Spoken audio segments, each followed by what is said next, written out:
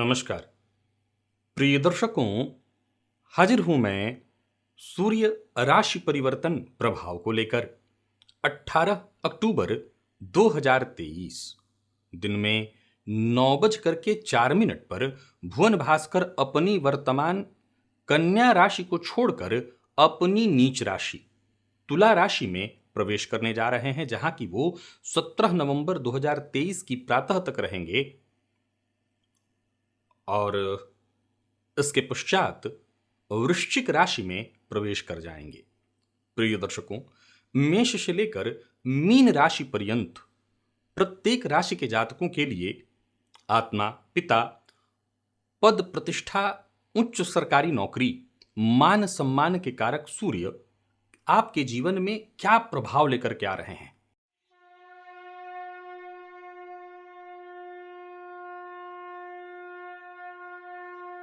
प्रिय दर्शकों, ये बात तो आप जानते हैं कि जब भी कोई ग्रह उच्च राशिगत होता है तो वो अपना सर्वाधिक श्रेष्ठ फल प्रदान करने वाला बनता है, तो वहीं नीच का ग्रह सर्वाधिक कष्टप्रद और पीड़ादायक होता है। मैं यहां प्रारंभ में ही बता दूं कि ये बातें जरा विचारणीय हैं और समझने वाली हैं। ज्योतिष शास्त्र में उच्च के ग्रह को सर्वाधिक बली और नीच के ग्रह को सर्वाधिक कमजोर माना गया है, लेकिन यहां पर थोड़ा समझने की आवश्यकता है। देखा जाए तो उच्च का ग्रह जितना बली होता है, असल में नीच का ग्रह भी उतना ही बली होता है। तभी तो ज्योतिष में इस बात की भी चर्चा है कि जैसे 2 या 3 ग्रह किसी कुंडली में उच्च राशि में हो तो ऐसा जातक निसंदेह अपने जीवन काल में खूब सफलता हासिल करता है। तो वहीं ज्योतिष के मर्मज्ञ इस बात को भी स्वीकारते हैं कि जन्म कुंडली में 3 या 4 ग्रह नीच के हों तब भी ऐसा जातक अपने जीवन काल में खूब सफलता हासिल करता है। प्रिय दर्शकों, असल में देखा जाए तो उच्च और नीच के ग्रहों का ये जो कॉन्सेप्ट है, जो ये प्रभाव बताने की चर्चा ऋषियों ने की है, असल में ये टोटली भौतिक से संबंधित नहीं है, आध्यात्म से संबंधित है। सूर्य कौन है? ग्रहों के राजा हैं, आत्मा है, जगत की आत्मा है। जब जन्म कुंडली में उच्च का हो तो सीधी सी बात है, ऐसा जातक धार्मिक प्रवृत्ति का, धर्म से जुड़ा हुआ। जब सूर्य आत्मा है और जन्म कुंडली में सूर्य उच्च के हों तो सीधी सी बात है कि साधारण शब्द में कहूं तो ऐसा जातक एक ऐसी आत्मा को लिए हुए जन्म लिया है जो उच्च है, या यूं कहिए कि कहीं ना कहीं अग्रसर है उस पथ पर जहां पुनरागमन की स्थिति से मुक्ति मिल जाती है। तो उच्च होने का कहीं ना कहीं मतलब यह है।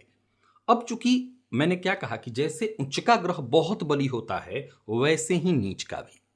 नीच के ग्रह के बली होने में अंतर इतना ही है कि ये कहीं भी किसी भी तरह से आपको आध्यात्मिक नहीं बनाएगा। ये केवल और केवल भौतिक सुखों से जोड़ने वाला, यानी एक उच्च के ग्रह को लिए हुए जातक कुछ ऐसे स्वभाव का होगा कि अगर उसको अपना फायदा करना है तो आपका अहित करके अपना फायदा नहीं ढूंढेगा। लेकिन यदि कोई नीच का ग्रह है, नाम ही है नीच का ग्रह, तो वो अगर अपना हित ढूंढ रहा है तो सामने वाले का अहित भी हो जाए तो बहुत चिंता की बात नहीं है। अंतर बस इतना ही है। लेकिन चूंकि मैं हमेशा कहा करता हूं कि ज्योतिष वेद का नेत्र है और वेदो नारायण साक्षात, तो सीधी सी बात है कि नारायण का नेत्र केवल और केवल उन्हीं चीजों को बेहतर कहेगा जहां अगर सुख की चाह भी है तो वो धर्म से जुड़कर हो। ऐसे सुख की चाह की ही नहीं जा सकती है जिसमें धर्म जुड़ा न हो। बस इतनी ही बात है। अब सूर्य जगत की आत्मा है और वो अपनी नीच राशि में है। प्रिय दर्शकों, अभी बीते दिनों मैंने नक्षत्र चर्चा की थी, उसमें सूर्य की चर्चा तो कम से कम हो ही गई है। सूर्य की चर्चा जब मैंने तुला राशि में की थी तो मैंने आपको बताया था कि अगर ध्यान से देखें तो चित्रा, स्वाति, विशाखा यानी मंगल, राहु और गुरु के नक्षत्र इसमें मिलते हैं। अब जो 4 चरण राहु के नक्षत्र हैं वो कहीं ना कहीं जातक के जीवन काल में उसके उत्थान को बाधित करने वाले हैं। सूर्य ग्रहों के राजा हैं और वो जब मध्यावधि में रहते हैं, बीच में जब होते हैं, यानी अगर आप सूर्य को समझने का प्रयत्न करें तो सूर्योदय और सूर्यास्त के मध्य, यानी जब बीचों बीच जब सूर्य पहुंचते हैं तो सबसे वो प्रबल होते हैं। उसी दौरान वो स्वाति नक्षत्र में होंगे, राहु के नक्षत्र में।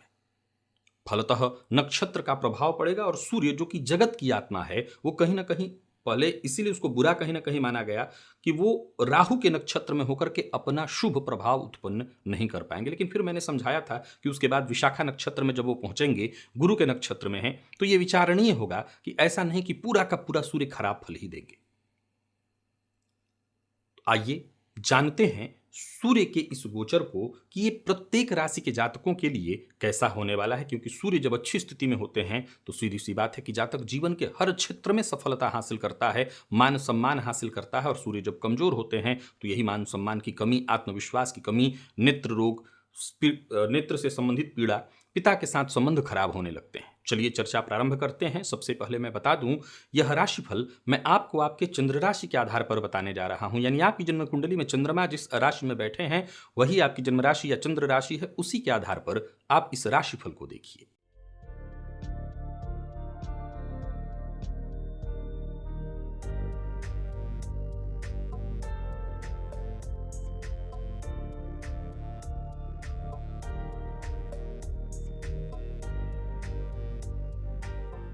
प्रिय दर्शकों, सबसे पहली चर्चा मेष राशि के जातकों की है। मेष राशि के जातकों के लिए देखा जाए तो सूर्य का आपकी राशि से सप्तम में गोचर करना, यानी अपनी नीच राशि में, सीधी सी बात है ये बहुत अच्छा बिल्कुल नहीं है। सूर्य कौन है? सूर्य तेज है, आग का एक गोला है, एक ऐसा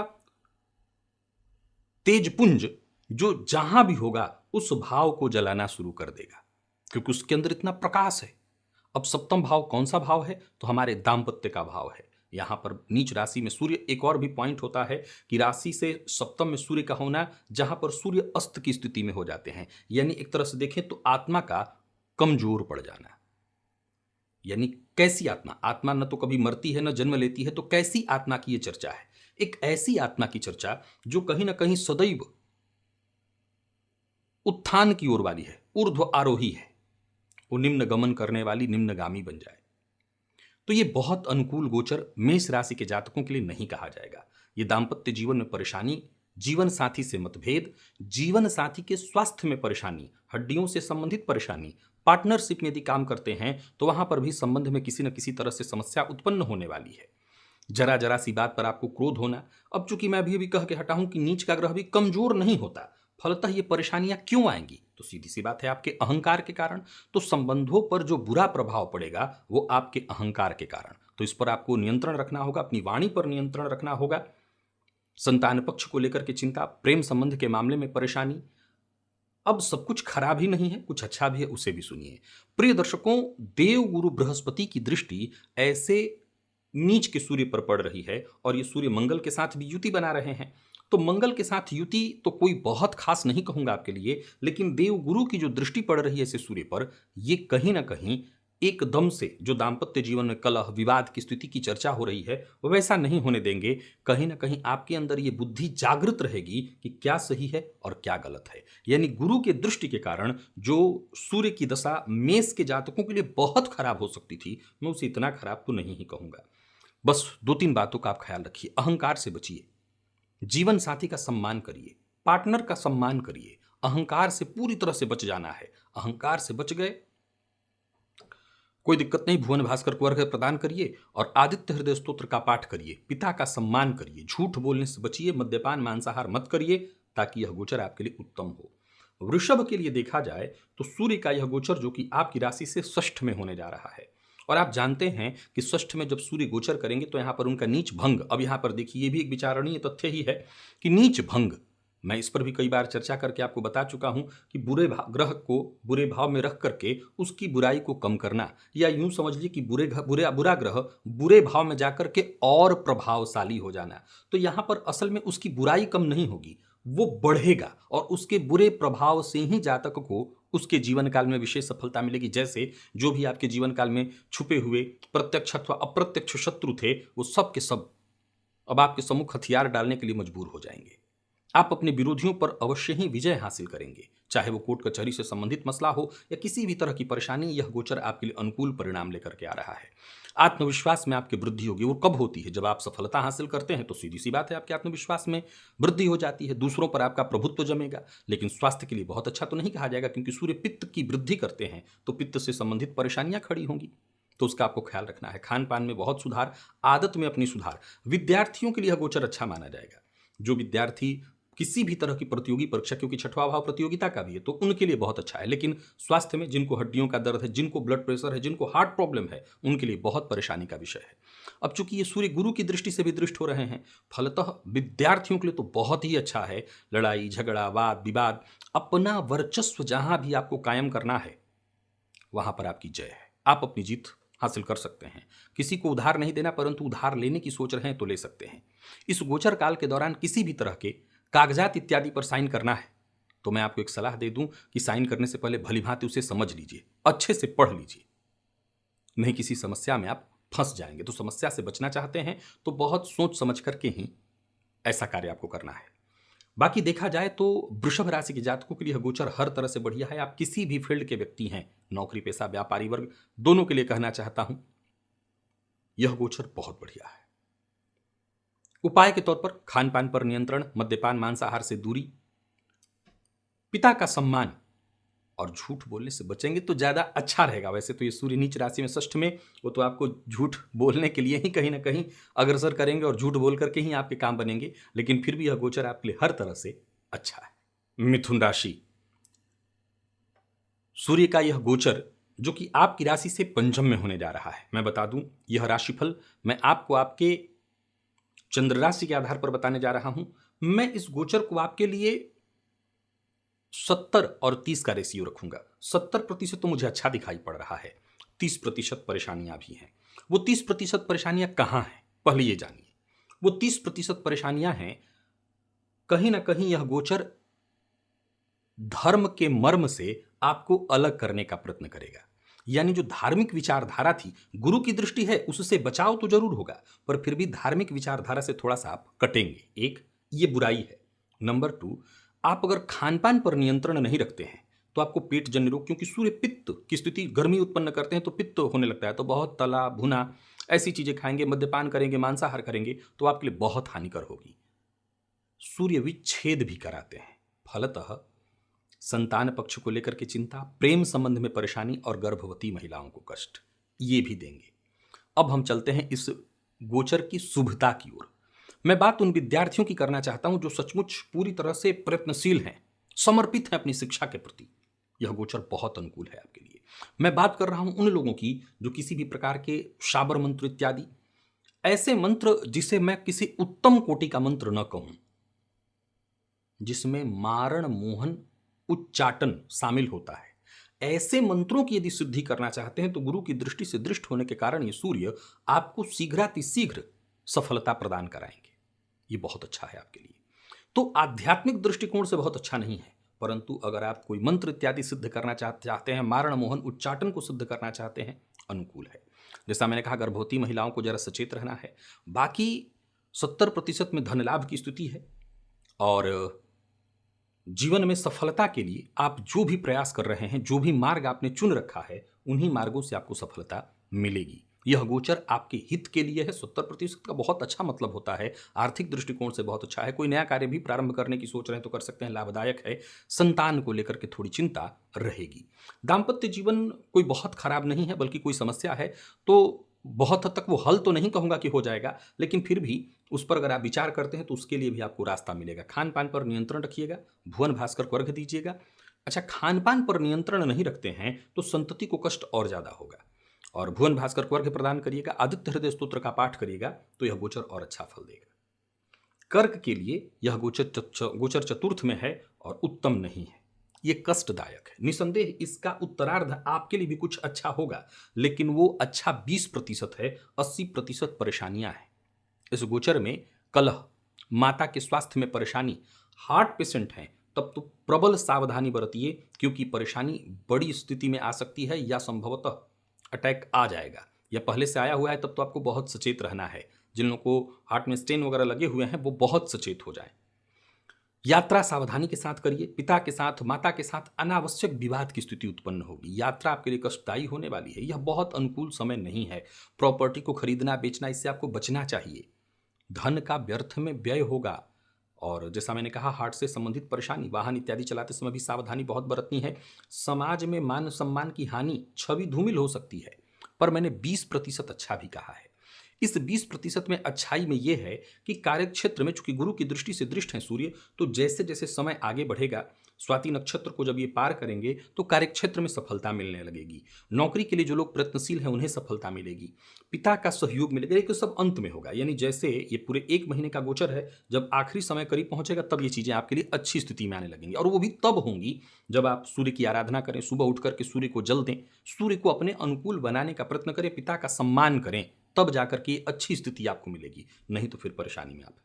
बाकी सिंह के लिए यह गोचर उत्तम है। आप जानते हैं, तृतीय भाव में सूर्य नीच राशि में होकर के भी और गुरु की दृष्टि से दृष्ट, क्योंकि गुरु भाग्य भाव में है, बहुत अच्छा होने वाला है यह गोचर। हाँ, संबंधों पर इसका बुरा असर पड़ेगा।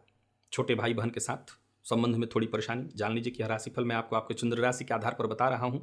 आर्थिक दृष्टिकोण से बहुत बढ़िया। मित्रों में वृद्धि, मित्रों की संख्या में वृद्धि। अधिकारी वर्ग भी आज आप इस गोचर काल के दौरान आपसे पूरी तरह से संतुष्ट होंगे। समाज में आपके मान सम्मान की वृद्धि होगी। राजनीतिज्ञों के लिए तो यह गोचर बहुत ही बढ़िया है। कुछ ऐसे काम भी मिलने वाले हैं जिससे आपके मान सम्मान और अर्थ लाभ दोनों की स्थिति बनने वाली है। तो यह गोचर आपके लिए बहुत बढ़िया है, हर तरह से अनुकूल है। अगर जन्म कुंडली में कुछ और बुरी स्थिति चल रही हो तो अलग बात है, बाकी यह गोचर आपके लिए बढ़िया स्थिति लेकर के आ रहा है। चाहे आप प्राइवेट सेक्टर से हो, सरकारी सेक्टर से हो, बढ़िया है। कार्य क्षेत्र में आपको विशेष सफलता मिलने वाली है। स्वास्थ्य का अगर बीते दिनों कोई प्रतिकूल प्रभाव है भी आपके अंदर, तो वो भी खान पान को ध्यान में रख करके आप ठीक कर सकते हैं। बाकी इस गोचर काल के दौरान 2-3 बातें आपको बता दूं। जैसा मैंने प्रारंभ में ही समझाया कि नीच का ग्रह धर्म के मार्ग से अलग करने लगता है। आपको ये संभल करके चलना है। अगर आप चाहते हैं कि आपका व्यक्तित्व मजबूत बना रहे, देखिए, कभी भी फौरी तौर का लाभ नहीं देखना चाहिए कि अभी मुझे लाभ मिल रहा है। आप सदैव ये देखिए कि इस समय के बीत जाने के बाद भी तो दूसरा समय आएगा। तो आज जो गलती करेंगे उसका पश्चाताप, उसका दंड आगे मिल जाएगा। तो धर्म के मार्ग से जुड़े रहेंगे तो रिजल्ट थोड़ा कम भी मिले लेकिन बेहतर मिलेगा। तो मैं यही कहूंगा कि जब भी समय मिले साधना करिए, कुछ तीर्थ यात्राएं भी कर लीजिए ताकि यह गोचर और अच्छा हो। कन्या के लिए यह गोचर बिल्कुल ठीक नहीं है। देखा जाए तो हर हाल में यह गोचर परेशानी देने वाला है। आर्थिक दृष्टिकोण से तो ये धन हानि कराने वाला है। धन को, जो कि संचित धन है, उसका नाश कराने वाला, जिसमें कोर्ट कचहरी का चक्कर, दवा, व्यर्थ कीजिए, लड़ाई झगड़ा, वाद विवाद से तो आपको सबसे ज्यादा दूर रहना है। अपने आप को सुरक्षित रखने का प्रयत्न करिए। यह गोचर बहुत अनुकूल नहीं है। मैं चंद्र राशि के आधार पर यह राशि फल आपको बता रहा हूं। हालांकि देवगुरु की दृष्टि से दृष्ट होने के चलते धन के कारण, क्योंकि धन कारक है गुरु, तो धन के कारण काम तो नहीं रुकने देंगे, पर फिर भी धननाश के योग प्रबल बन रहे हैं। परिवार के मध्य किसी न किसी तरह की दुविधा, मतभेद, खान पान पर नियंत्रण न हो पाने के कारण कोई गंभीर रोग, पैतृक संपत्ति को लेकर के दीर्घकालिक विवाद की स्थिति उत्पन्न होने वाली है। तो यह गोचर किसी भी तरह से कन्या राशि के जातकों के लिए बहुत अच्छा नहीं कहा जाएगा। सावधानी बरतिए, इस गोचर काल में परेशानी है आपके लिए। भुवन भास्कर को अर्घ्य प्रदान करिए। अच्छा, एक बात ध्यान रखिए, जैसे जैसे यह सूर्य का गोचर आगे बढ़ेगा, अभी मंगल के नक्षत्र में रहेंगे उतना दूर ठीक है। राहु के नक्षत्र 4 चरण में कष्ट, और इसके बाद जैसे 1 माह का यह गोचर है, तो अंतिम का जब समय आने लगेगा तो उस समय की स्थिति ठीक हो जाएगी। तब तक के लिए आपको ध्यान रखना है, प्राणायाम करिए, भुवन भास्कर को अर्घ्य दीजिए। मैं रविवार का जो उपाय बताता हूँ वो अवश्य करिए। और सबसे ज़्यादा जरूरी उपाय है, वाणी पर संयम रखिए। बोलने से पहले बहुत सोचिए। आप ऐसा मत बोलिए जिससे आपके यश को ही धक्का लग जाए, आपकी छवि धूमिल हो जाए। आंखों का ख्याल रखिए। आंखों के बहुत इस्तेमाल से भी नुकसान होता है। अब आंखों का बहुत इस्तेमाल क्या है? आज के समय में आंखों का बहुत इस्तेमाल, मोबाइल देखना, लैपटॉप देखना, इससे आपको जरा संभल करके रखना है, नहीं तो आंखों में परेशानी आएगी। और खान पान पर नियंत्रण तो सबसे ज्यादा जरूरी है। तुला के लिए यह गोचर मैं 50-50 कहूंगा। रोग और धन दोनों है आपके लिए। पहले ध्यान से समझ लीजिए। राशि से शनि के पंचम चलने के कारण मैं आपको परेशानी में कह रहा हूं, लेकिन मैंने अभी अभी कहा ये 50-50 है। सही मार्ग पर तो नहीं, ऐसा तो मैं नहीं कह सकता कि एकदम सन्मार्ग पर चलेंगे आप और सन्मार्ग पर चल करके आप फायदा उठाएंगे, लेकिन ये जरूर कहूंगा कि इस गोचर काल के दौरान आप जान लीजिए, राशिफल मैं आपको आपके चंद्र राशि के आधार पर बता रहा हूं। अपनी छुपी हुई योग्यताओं के आधार पर, जो भीतर आपके दबी हुई है, उन योग्यताओं को आप बाहर निकालेंगे। जरूरी नहीं है कि वो अच्छी ही हैं, परंतु हर क्षेत्र से आप भली भांति लाभ अवश्य उठा लाएंगे। इस समय का सदुपयोग आप करेंगे और संभवतः धर्म की ओर से तो निराशा है, लेकिन कर्म की ओर से यानी कर्म करके आप जरूर लाभ उठाने वाले हैं इस गोचर काल के दौरान। तो समझ लीजिए कि समय को अपने हाथ में लेकर के आप चलेंगे और लाभ उठाएंगे। सरकारी नौकरी से जुड़े हुए हैं तो लाभ है, उच्चाधिकारियों का सहयोग मिलेगा। पिता का संबंध बहुत अच्छा तो नहीं दिखाई पड़ रहा है, संभव है पिता का आप अपमान भी कर दें। धन कमाने के चक्कर में कहीं ना कहीं आप अपने, ये भी कह सकते हैं कि नैतिक पतन भी दिखाई पड़ रहा है, यानी ये न कि न प्रकारेण। दाम्पत्य जीवन में परेशानी है, आपके अहंकार में वृद्धि के कारण गृह कलह की संभावना है। स्वास्थ्य के दृष्टिकोण से यह गोचर बिल्कुल अनुकूल नहीं, इसलिए मैंने 50-50 कहा था, क्योंकि धन क्या करेंगे, धर्म भी जा रहा है और शरीर भी जा रहा है। तो 50-50 फिर भी कह रहा हूं, धन आएगा, धन नहीं रुकने वाला। स्वास्थ्य जाएगा आपका, संबंध जाएगा आपका, मानसिक अशांति जाएगी आपकी, चैन जाएगा आपका, पर धन आएगा आपके पास। तो धन कमाइए, धन बनाइए। वृश्चिक के लिए अगर देखा जाए तो आपके लिए यह गोचर बढ़िया है। आप जानते हैं 12वें में सूर्य नीच राशि में शुभ है, लेकिन अब इसका यह मतलब नहीं कि हर तरह से शुभ है, कुछ अशुभता भी है, कुछ परेशानी भी है। पहले तो व्ययाधिक्य। अच्छी बात यह है कि वो अगर आप सही निर्णय लें, क्योंकि गुरु की दृष्टि से दृष्ट हैं, तो अपने व्यय को धर्म से जोड़ सकते हैं। और नहीं तो धन की 3 ही गति है, दान करिए, भोग करिए, नाश हो जाएगा। तो आपके ऊपर है कि आप दान करें, कुछ हद तक भोग भी करें।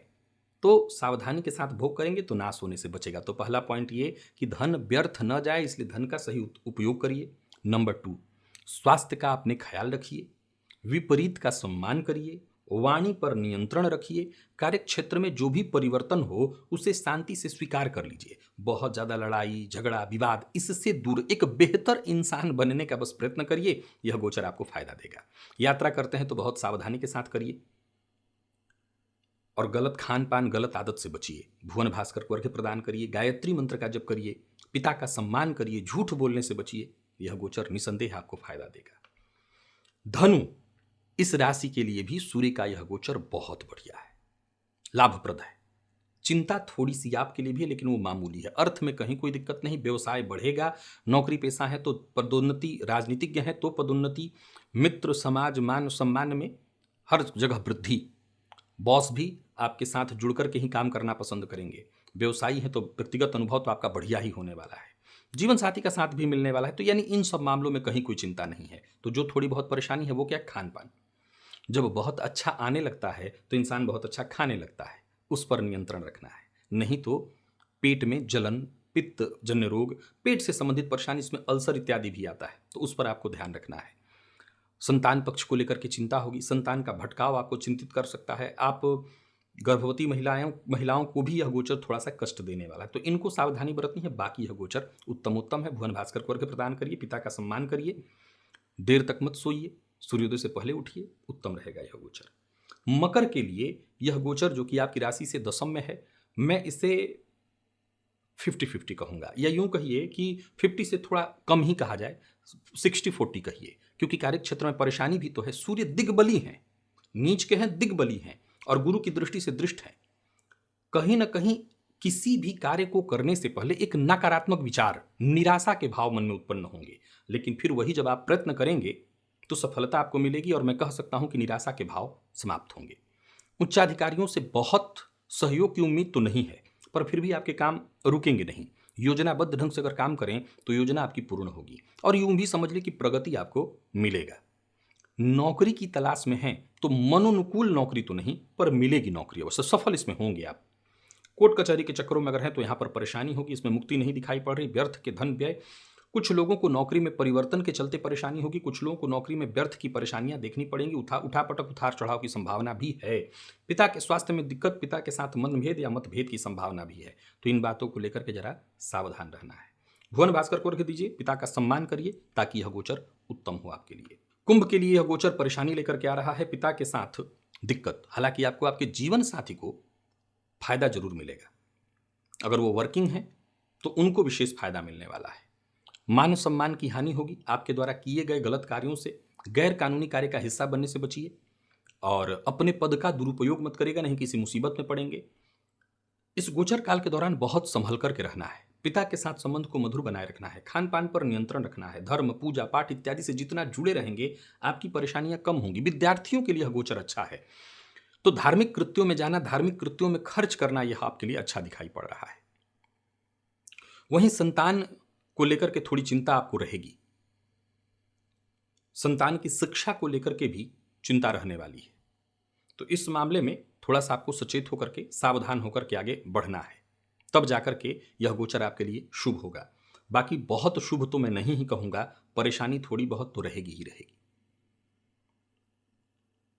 उपाय के तौर पर बस भुवन भास्कर को अर्घ्य प्रदान करिए, पिता का सम्मान करिए, ताकि यह गोचर आपके लिए उत्तम हो। और बात यदि हम मीन की करें तो यह गोचर आपके लिए बढ़िया दिखाई पड़ रहा है, कुछ परेशानियों के साथ है अच्छा, क्योंकि गुरु की दृष्टि से दृष्ट है तो अचानक धन लाभ होगा। कुछ ऐसी अचानक घटनाएं घटित हो सकती हैं जहां आपके लिए प्रतिकूल परिणाम दिखाई पड़ रहा था, एकाएक अनुकूल स्थिति उत्पन्न होगी।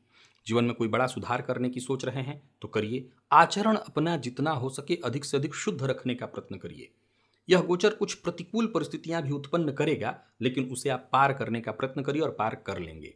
माता पिता के स्वास्थ्य को लेकर के थोड़ी चिंता होगी आपको, लेकिन चिंता की कोई आवश्यकता नहीं। खान पान पर नियंत्रण रखिएगा, वाहन चलाते समय जरा सावधानी बरतिएगा, वाणी पर नियंत्रण रखिएगा और कड़वी वाणी के प्रयोग से बचिए। सत्य बोलिए, कड़वा सत्य मत बोलिए। पिता का सम्मान करिए। आदित्य हृदय स्तोत्र का पाठ करिए। विद्यार्थियों के लिए गोचर बहुत उत्तम है। व्यापारी वर्ग के लिए भी मैं ठीक कहूंगा। नया व्यापार भी अगर आप शुरू करने की सोच रहे हैं तो सोच सकते हैं। तो थोड़ी सी दिनचर्या में बदलाव, स्वभाव में अपने बदलाव, बाकी यह गोचर आपके लिए ठीक है। प्रिय दर्शकों, मेष से लेकर के मीन राशि पर्यंत प्रत्येक राशि के जातकों के लिए सूर्य के इस गोचर को मैंने बृहद रूप से आपको समझाने का प्रयत्न किया। नीच के सूर्य के प्रभाव को भी बहुत हद तक समझाने का प्रयत्न किया। आज के लिए बस इतना ही, इजाजत दीजिए, पुनः मुलाकात होगी। तब तक के लिए नमस्कार।